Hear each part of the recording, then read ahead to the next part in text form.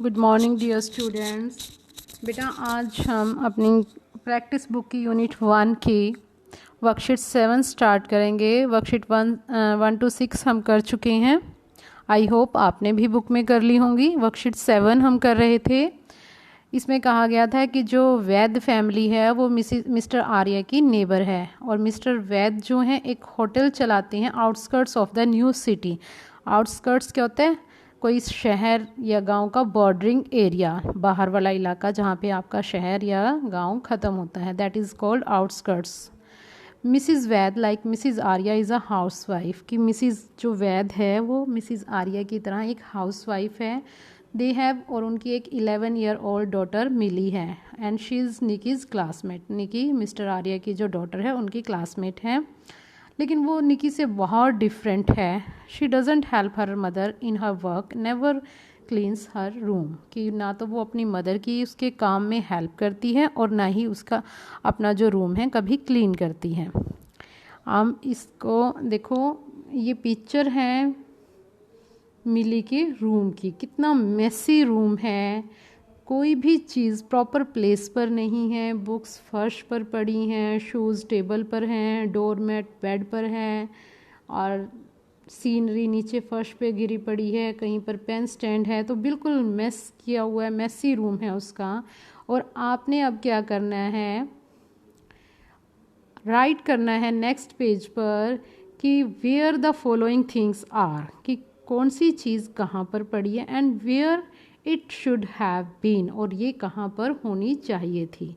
One example has been given to you. First example आपको दिया गया है, this Millie's shirt is lying on the bed and it should have been inside the अलमीरा, कि जो मिली की शर्ट है वो बेड पर है और वो कहाँ होनी चाहिए थी, it should have been inside the almirah. आप बोल्ड वर्ड्स को देखोगे, on and inside. Second, Millie's notebook, कहाँ पर है मिली की नोटबुक? Lying on the floor, it should have been in the bag, कहाँ पर होनी चाहिए थी बुक और नोटबुक? बैग में। Millie's bag is lying on the floor, floor पर पड़ा है bag, and it should have been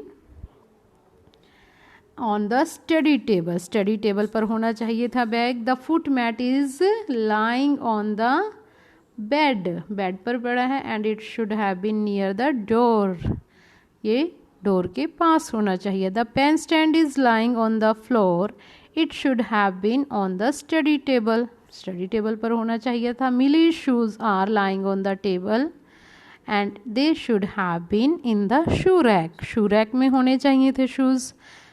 the painting is lying on the floor, it should have been on the wall. तो बेटा ये on, inside, इन जो words हमने use किए हैं ये आपको पता है ना क्या है? प्रेपोजिशंस हैं। तो ये पार्ट्स ऑफ स्पीच होते हैं। प्रेपोजिशंस भी हम parts of speech putting it together unit कर रहे हैं। Next worksheet 2, given below is a picture of mister Arya's house. Look at the picture and complete the following description of the location of his house by filling appropriate prepositions. इसमें भी हमें prepositions fill करनी है। Given, ये उसके house का location है। Mister Arya's house is located dash the west of new city, in the west of, directions के साथ, in the east, in the west. हम इन यूज़ प्रेपोजिशन करेंगे। The house is situated near the main highway, कहाँ पर? Main highway के पास जो है घर है। Which connects the city to the other parts of the country, जो कि सिटी को दूसरे पार्ट्स के साथ कनेक्ट करता है। For going to the main city mister Arya has to cross a bridge over a river where beautiful boats sail on the river throughout the year, कि mister Arya को मेन सिटी पर जाने के लिए एक ब्रिज क्रॉस करना पड़ता है रिवर के ऊपर, या रिवर के ऊपर से होकर जो ब्रिज जाता है उसको क्रॉस करना पड़ता है। और जो ब्यूटीफुल सेल्स हैं, ब्यूटीफुल बोट्स हैं वो सेल करती हैं उस रिवर में through out the year. While crossing the bridge mister Arya can see many children swimming into the river, कि रिवर के अंदर तैरते हुए वो कई बच्चों को देख सकता है। तो बेटा ये जो हमने फिल की हैं प्रेपोजिशंस हैं। नेक्स्ट वर्कशीट 8 में देखो आपको कुछ वर्ड्स दिए गए हैं, नाउन्स दिए गए हैं। आपने काउंटेबल एंड अनकाउंटेबल नाउन्स करनी है। जैसे आपको फर्स्ट एग्जांपल दिया गया है मिल्क, मिल्क के आगे आपने UN, अनकाउंटेबल के लिए UN और काउंटेबल के लिए CN लिखना है। Milk UN uncountable, tea also uncountable, carrot countable, carrots गाजर 1 2 3। और आप काउंटेबल और अनकाउंटेबल को ऐसे भी देख सकते हैं कि काउंटेबल्स की प्लूरल फॉर्म होती है कैरेट्स। फ्लोर आटा अनकाउंटेबल चाहे वो कितना ही हो। Salt is also uncountable. 6 हमारा है पल्स, दाल अनकाउंटेबल क्वांटिटी में लेते हैं। Tomatoes countable, cotton uncountable, candle candles countable, sugar uncountable. Worksheet 9 देखेंगे हम। Mister Arya prepares a delicious dish called spicy rice. Mrs. Vaid requests her to let her know the recipe of the same. Mrs. Arya sends her the following recipe. ये recipe जो है Mrs Arya Mrs वैद को send करती हैं। Boil the desired quantity of rice.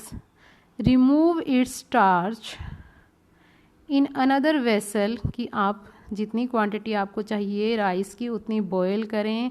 उसका starch boil करने पर जो पानी रह जाता है, स्टार्च चावल उबालने पर जो थोड़ा थिक वाटर होता है white white, that is called starch. In another vessel fry onions and ginger. और दूसरे वेसल में आपने क्या करना है, एक में राइस उबाल लिए आपने, उनका पानी निकाल दिया स्टार्च, और उसके बाद दूसरे बर्तन में, वेसल मीन्स बर्तन में, अनियंस को फ्राई करना है और जिंजर को। Add salt and red chilli powder, green chillies and grated capsicums. और उसमें नमक, red chilli powder, green chillies, grated capsicums, कटी हुई कैप्सिकम्स आपने उसमें ऐड करनी है। Next add turmeric powder and spices, turmeric powder को और स्पाइसेस को ऐड करना है। After the gravy has been fried add some saffron cashew nut add. जब ग्रेवी उसकी फ्राई हो जाती है तो उसमें सैफरन और कैश्यू नट्स कुछ ऐड करनी है। Add rice and cook it for 5 minutes. ये सारा फ्राई करने के बाद आपने उसमें राइस डालने हैं और उसके बाद फिर 5 मिनट्स कुक करना है। अब देखो कुछ ये वर्ड्स अंडरलाइन करे हुए आपको नज़र आ रहे हैं, ये सारे आपके नाउन्स हैं।